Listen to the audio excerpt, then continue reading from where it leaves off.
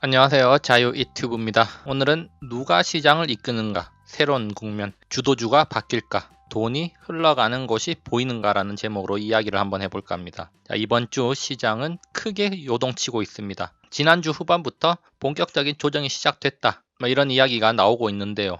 그러면서 시장이 흔들리는 가운데서도 돋보이는 종목들도 눈에 띕니다.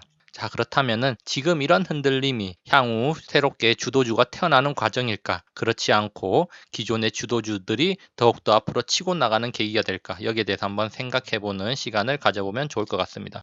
조정장에서 옥석이 가려진다. 제가 제 책에서도 이야기를 했고 여러 번 자주 강조했던 이야기입니다. 조정장에서 옥석이 가려진다. 좋은 시절 화원에 꽃이 만발해 있을 때는 향기가 진한 꽃을 구분하기가 힘듭니다.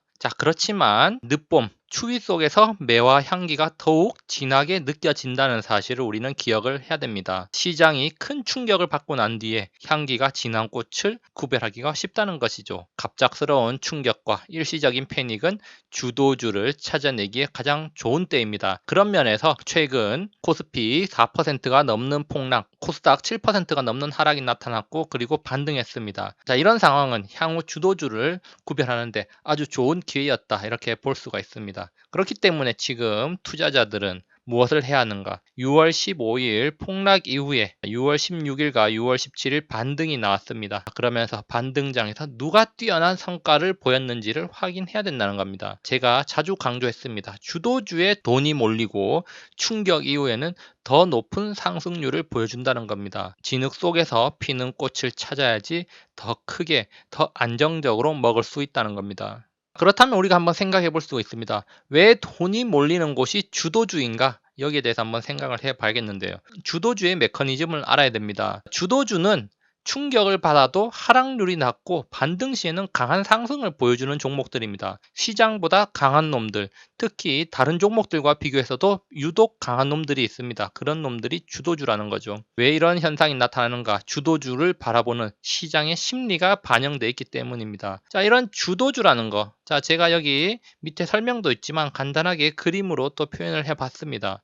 주도주라는 것. 사람들이 항상 매수 기회를 노리고 있는데 너무 빠르게 치고 나가니까 아니면 너무 가격이 높다고 생각되니까 선뜻 매수를 하지 못하고 호시탐탐 조정이 오기를 기다리는 그런 종목들입니다. 그래서 이번 월요일과 같이 갑작스런 충격으로 주가가 폭락했을 때 매수 대기자들이 매수를 하기 시작합니다. 주가가 갑자기 많이 떨어지니까 공격적으로 매수를 하는 거죠.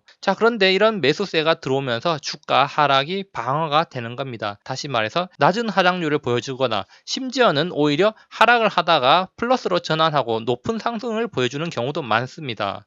이런 상황을 바로 주도주들이 보여준다는 거죠. 주도주는 시장에서 많은 사람들이 선망하는 기업이고 앞으로 큰 성장이 기대되는 기업이기 때문에 매수 대기자들이 항상 노리고 있다는 겁니다. 그래서 폭락이 찾아왔을 때 좋은 매수 기회라고 생각하고 매수세가 몰리는 것이죠. 그렇기 때문에 하락률이 낮다는 겁니다.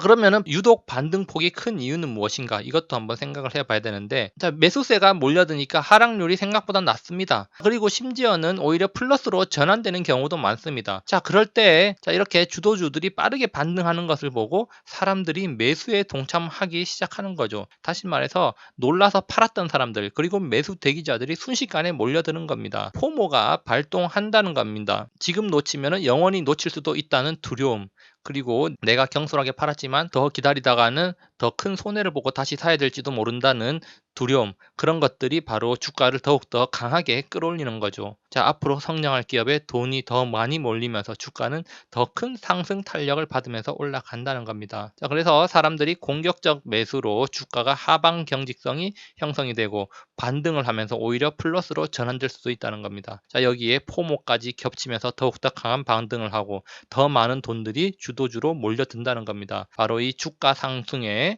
선순환적 메커니즘이 작동을 하는 것이죠.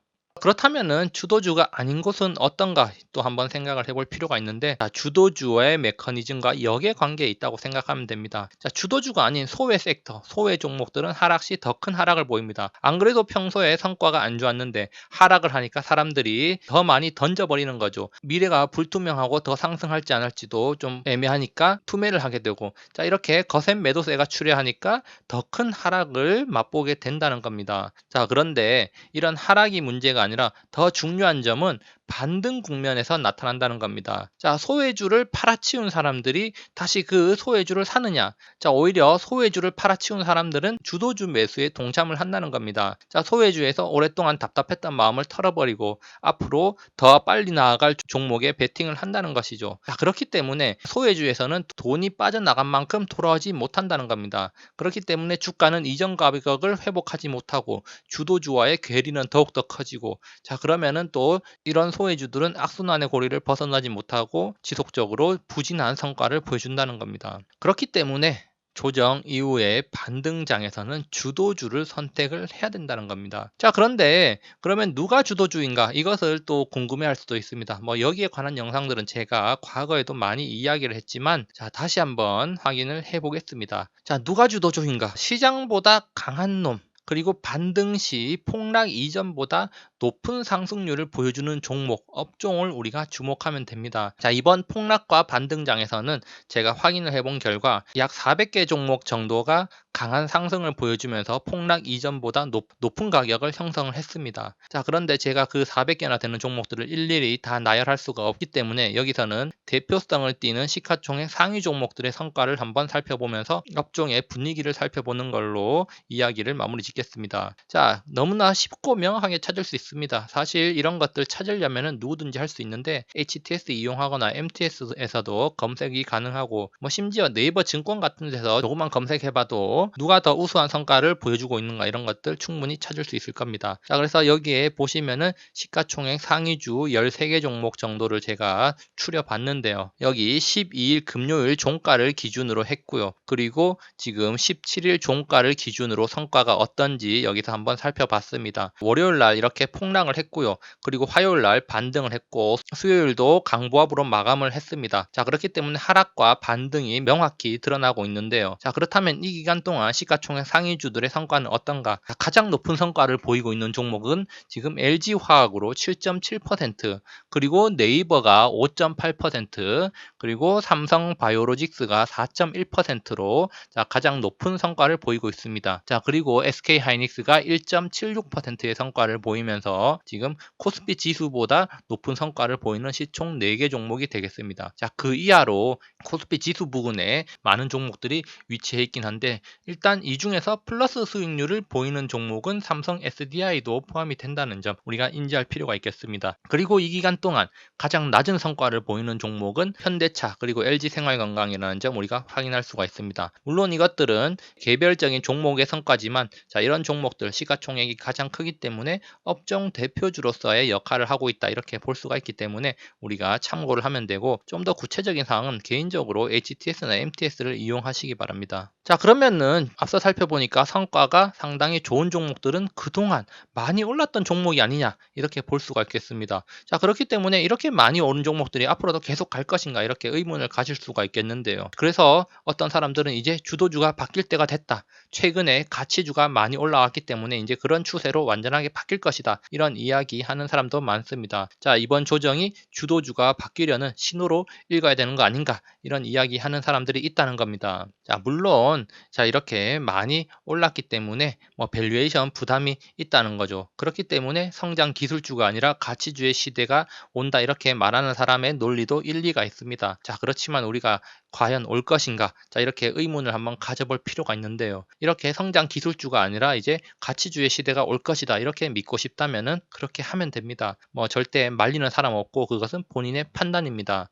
자, 그렇지만 그래프 하나 보고 가겠습니다. 지금 시장을 움직이는 힘은 무엇인가? 바로 제가 과거 영상에서도 이야기했듯이 돈의 힘, 미래의 성장에 대한 기대감과 실적입니다. 자, 미래의 실적에 대한 기대감이라는 거죠. 지금 시장에서는 위기 속에서도 성장하는 분야가 있습니다. 자, 돈을 더 잘 버는 분야와 기업들이 있고, 그런 기업들이 시장에서 두각을 나타내고 있다는 점 누구나 잘 알고 있을 것입니다. 결국 주가는 실적에 수렴하는데 그 실적이 지금 보여주고 있는 성과도 포함이 되지만 미래에 보여줄 성과도 포함이 된다는 점을 우리가 기억을 해야 됩니다. 자, 돈은 잘 되는 곳으로 몰려듭니다. 과거에 돈을 잘 벌었다는 거, 그게 중요한 게 아닙니다. 지금 잘 벌고 지금 잘 버는 것도 중요하지만 앞으로 지속적으로 잘 벌 수 있는 것, 더 많이 벌 수 있는 곳이 중요하다는 겁니다. 돈이 안 될 곳에 돈이 흘러가지 않는다는 점 우리가 기억을 해야 됩니다. 자, 그래서